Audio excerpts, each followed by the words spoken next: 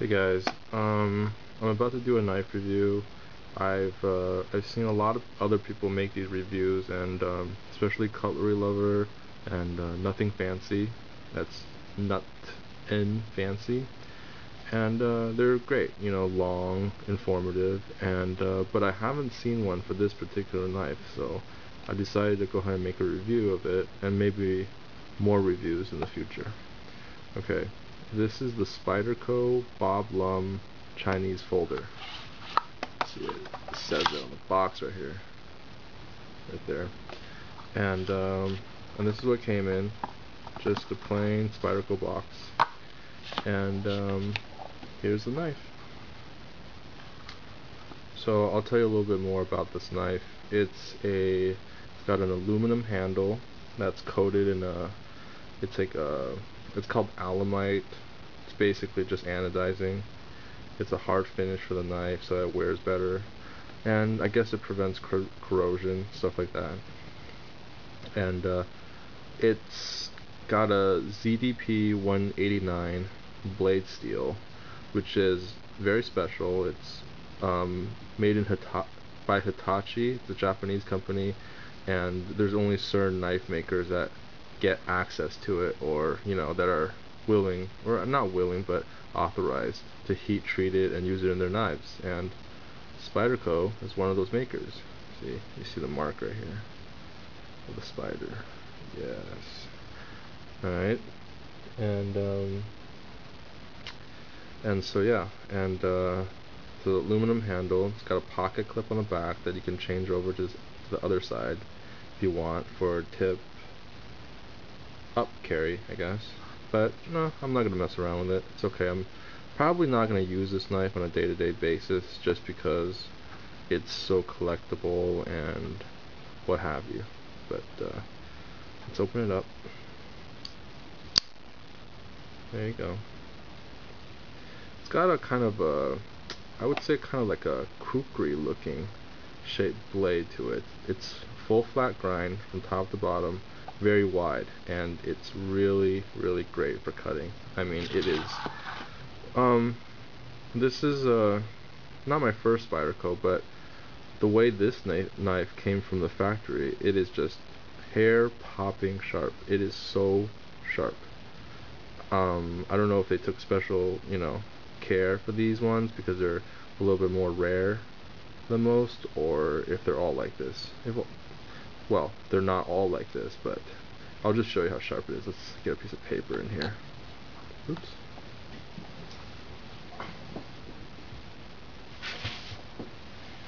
Alright. So you got a piece of paper, and just to show you how sharp it is.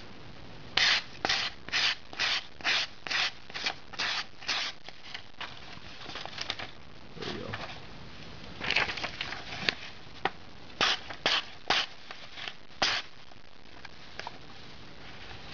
And I feel almost no resistance from the paper when I'm cutting it. It just slices right through.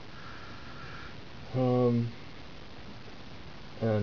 already talked about the blade steel, ZDP, I think 189 or 198, I forget.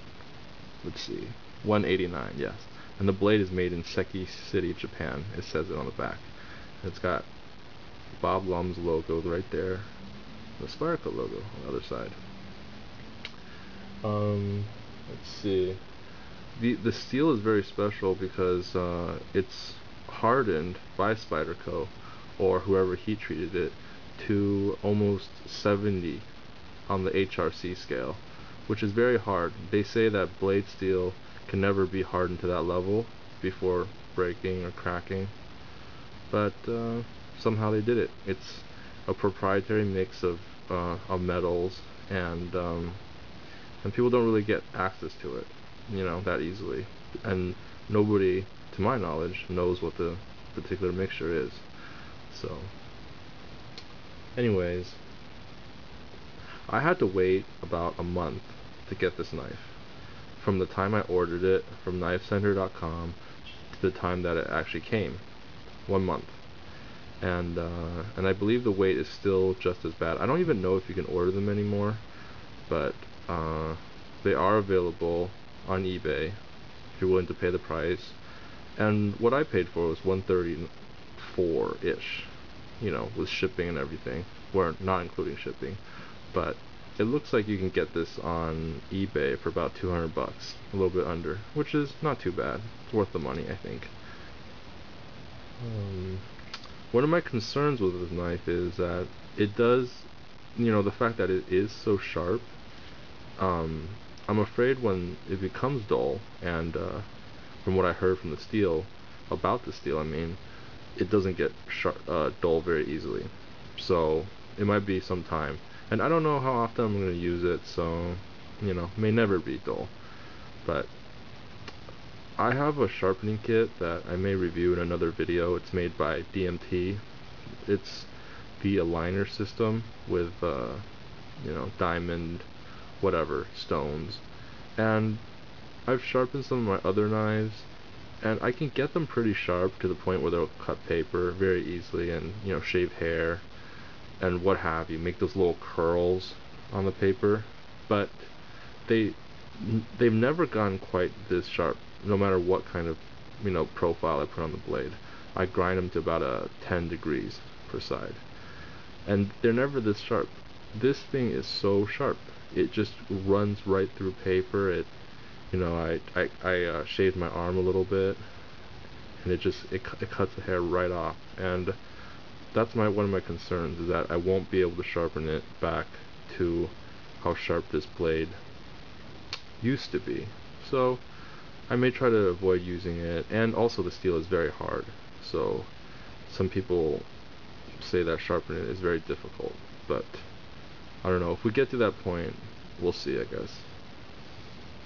Let's see. Oh, this knife arrived with a lot of grease right here in this joint area. Most pocket blades that I have some kind of washer right here in the joint that the blade rides on when it folds in and out. This, on the other hand, does not.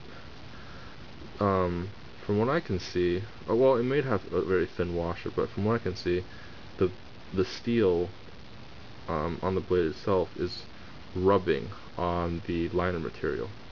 By the way, it's got a steel liner, you can see here, and it's got a kind of a plastic or whatever backstop, which is not great. I like to see something maybe a little bit better than this. Maybe something metal at least, but it's plastic. It's fine. It looks okay, but you know, whatever. It's fine. And it doesn't ride on those bushings, so there's a little bit more friction when the blade comes out. So it was packed with oil. And the first thing I did was I took Century Arms Tough Glide and put it right in that area right there on the front and the back, and now it opens a lot smoother. When I first got it, even though it had all that grease on it, it sounded like sandpaper when I tried to open it. So, and I also wiped it down, the whole blade, because this blade is it's not a stainless steel, so it is prone to rust. And I've heard a lot of horror stories about ZVP rusting, so I wiped the whole thing down with tough cloth. Okay, that's about all about the knife.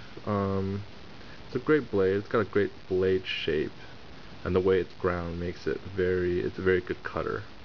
But I don't know how tough it would be for, you know, other jobs. But it cuts great, cuts paper great. That's the only thing that I've really cut with it, besides my arm hairs.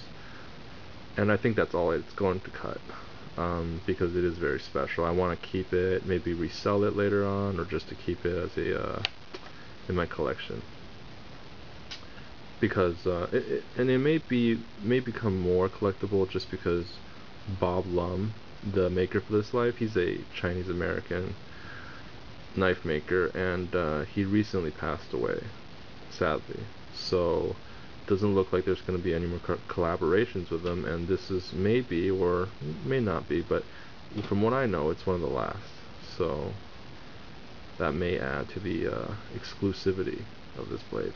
But it's a great knife. I'm very happy with it. And if you can get your hands on one, I highly recommend it. Oh, this is probably the second or third run of this shape, but it's the first run with this black color. There's a run before without the ZDP steel in VG10 with a green handle in a plain edge and a serrated edge, a completely serrated edge. It kind of looks weird in my opinion, and may not be that useful, but you know, whatever.